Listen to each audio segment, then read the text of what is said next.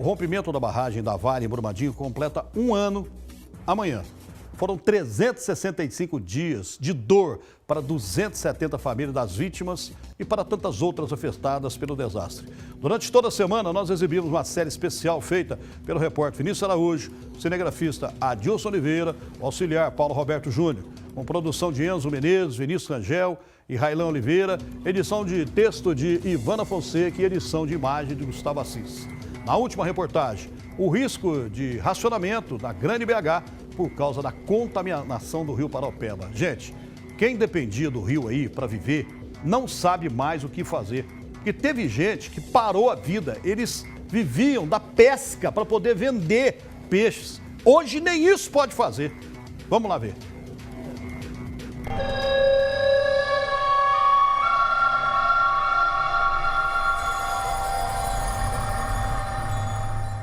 O barco está abandonado na margem do rio há um ano. Charles não pode mais pescar na água marrom. Eu já até desfiz um bocado dos material de pesca. Na minha carteirinha de pesca está vencida, eu nem renovei, porque eu não tenho condições mais de pescar, de fazer mais nada aqui. Eu chegava na beira do rio, como todos podem ver, e hoje eu não tenho mais jeito, mais condições de chegar lá. Porque se caso alguém chegar, vai ficar atolado naquela lama. A lama acumulada represou o rio. Muitos peixes morreram. A pesca era parte do sustento de Charles. Ele mora com a família a 100 metros do rio Paraopeba, em São Joaquim de Bicas. A gente pegava corimba, piau, pegava dourado, mandi e outras variedades de peixe, tipo pacu e muitos outros, traíra. E pegava em abundância, tinha muito peixe. Ajudava muito na despesa, ajudava muito na educação dos filhos, como escola. Charles nem costuma vir mais à beira do rio. Olhar a água barrenta é reviver o passado, sem saber se haverá futuro. Sinto falta daquela vida que a gente tinha, né? Aquele lazer, aquela diversão, a pescaria para a complementação da renda. Tudo isso eu sinto falta. A bacia do Paraopeba cobre 48 cidades de Minas. Somadas, as populações desses municípios ultrapassam 1.300.000 habitantes. Em dezembro, a Vale concluiu obras emergenciais de contenção de rejeitos. Foram construídas 3 grandes estruturas e 25 pequenas barreiras. Assim que os bombeiros liberam os trechos, a mineradora draga a lama da calha do rio. Em um ano, esse trabalho avançou apenas 200 metros, de acordo com o Instituto Mineiro de Gestão das Águas. Além disso, uma bacia de contenção tenta impedir que a lama chegue ao rio. O sistema capta 2 milhões de litros de água por hora. Depois do processo de retirada dos rejeitos, a água é devolvida ao córrego Casa Branca. Esse material que é decantado, minério, solo e manganês, nós trazemos para os ecobags, que são grandes filtros, ou seja, grandes coadores de café, que retém o sólido, retém o minério, retém o rejeito e libera a água limpa para ser filtrada. E em seguida a gente jogar para o Ribeirão Casa Branca, que é um afluente do rio Paraopeba, estamos a 500 metros do rio Paraopeba. Segundo a Vale, atualmente são cerca de 90 pontos de monitoramento da qualidade da água em uma área de mais de 2.600 quilômetros de extensão, no rio Paraopeba, até a foz do oceano. O IGAM acompanha o monitoramento feito semanalmente pela mineradora e, por decisão judicial, vai assumir a medição pelos próximos 10 anos. Especialmente nos primeiros 40 quilômetros após a barragem, ainda há muito o que fazer. Nós temos alguns parâmetros em desconformidade com a legislação, especialmente os parâmetros característicos do rejeito: ferro, manganês, alumínio. A turbidez, que é a quantidade de sólidos no rio, ela tem oscilado. Em alguns dias a gente tem superação do limite da legislação, em outros a gente tem observado dentro da legislação. Os metais mais nocivos à saúde, como chumbo, cádmio e zinco, não são mais encontrados no rio. Mas o uso da água deve permanecer suspenso por pelo menos mais 3 meses, até que um estudo sobre os riscos reais para a população seja apresentado. Pode gerar problemas à saúde, né? Diversos problemas, intoxicações. Isso vai depender também da quantidade de ingestão, não é uma ingestão, então da persistência, da quantidade que se tem disponível.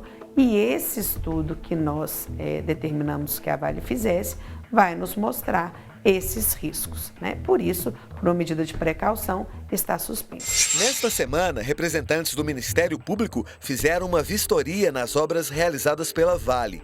Antes do rompimento, o rio Paraopeba era fonte de 30% do abastecimento de toda a Grande BH. Uma nova estação de captação de água está em construção, num ponto acima da mina do Córrego do Feijão. A mineradora informou que já executou cerca de 20% do projeto, que deve ser concluído em setembro.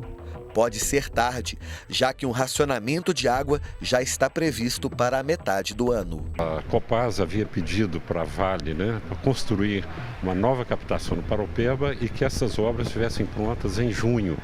Só que deverão ficar prontas no mínimo em setembro, se não atrasarem. Então aí entre junho, agosto, setembro, se tudo correr bem, vai ter racionamento só nesses meses, mas pode ter mais tempo ainda.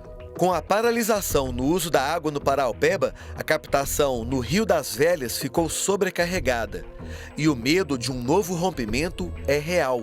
Ao longo da bacia do Velhas, existem 70 barragens, 40 em situação de risco. Essas chuvas todas que estão acontecendo, se são boas, por um lado, para aumentar a reservação de água nos 3 reservatórios, se elas provocarem um rompimento de água de barragem na bacia do Rio das Velhas, a Belo Horizonte, praticamente 2,5 milhões de pessoas vão ficar sem água por tempo indefinido.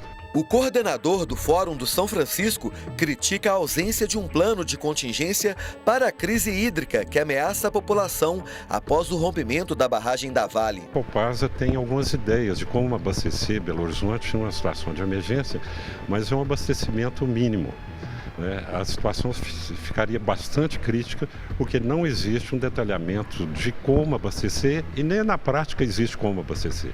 Ou seja, Belo Horizonte virou uma refém das mineradoras. Por uma trilha no distrito de Jangada, próximo ao Córrego do Feijão, chegamos até um ponto de captação de água que abastece a comunidade, na zona rural de Brumadinho. Aqui, os próprios moradores monitoram a qualidade da água. A gente recebeu esses kits, que é muito importante que nós mesmos podemos fazer as análises e a vigilância da qualidade da nossa água, uma vigilância popular. E aí são vários índices que a gente analisa. Esse aqui é a turbidez. A gente olha aqui por cima para ver qual cor que está. E aí a gente analisa isso tudo, coloca numa tabela e aí tem uma base de cálculo e aí a gente pode ver a qualidade da água. 200 famílias dependem diretamente da água captada neste ponto aqui na comunidade de Jangada. São pelo menos 6 nascentes que, segundo ambientalistas, estão ameaçadas pelo avanço da mineração. O minério de ferro e a água estão na mesma camada geológica. Então, inevitavelmente, para você tirar o ferro, você destrói o aquífero, as águas subterrâneas. E a gente, hoje em dia, as nascentes de águas subterrâneas são preciosíssimas, porque as nascentes de águas superficiais, que dependem das águas de chuva, a gente está numa crise climática e não podemos mais contar com a chuva. Seu Silvio tem 74 anos. Nasceu e morou a vida toda aqui. Hoje, ele convive com o medo. Está indo no canto para nós, não tá? Se furar lá em cima, ela vai nascer lá em cima. Vai faltar aqui. Aí depois que ela nascer lá com explosivo, como é que aproveita uma água dessa? É isso aí que é o problema, que a gente tem medo disso aí. A ampliação da cava da mina da Jangada foi autorizada em dezembro de 2018.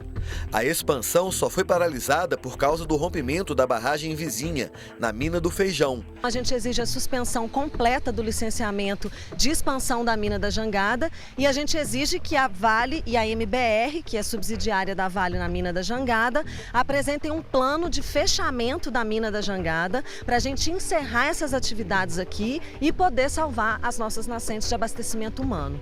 Os municípios dependem economicamente da mineração, mas para Carolina existem alternativas de geração de renda para a população dessas comunidades. O ecoturismo, turismo de base ecológica, serviços, pequenos comércios e uma série de outras possibilidades que a gente consegue viver tendo água para beber, tendo qualidade de vida sem precisar ficar refém de empregos das mineradoras que, ok, geram uma série de empregos, mas qual é a qualidade desse emprego? Quantos trabalhadores não foram enterrados vivos nesse rompimento dessa barragem? Esse emprego que a gente quer?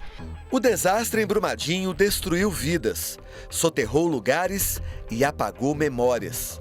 A falta de responsabilidade das mineradoras também coloca em risco o nosso bem mais precioso, a água. A alegria que nós temos e a riqueza que nós temos, que eu sou morador da Jangada, é essa água. Porque o lugar nosso aqui é bom, sossegadinho e tudo, mas o que é assim? Primeira coisa é água, né? Nós vamos ter que escolher ou água ou minério. Então eu prefiro pessoalmente beber água do que beber minério.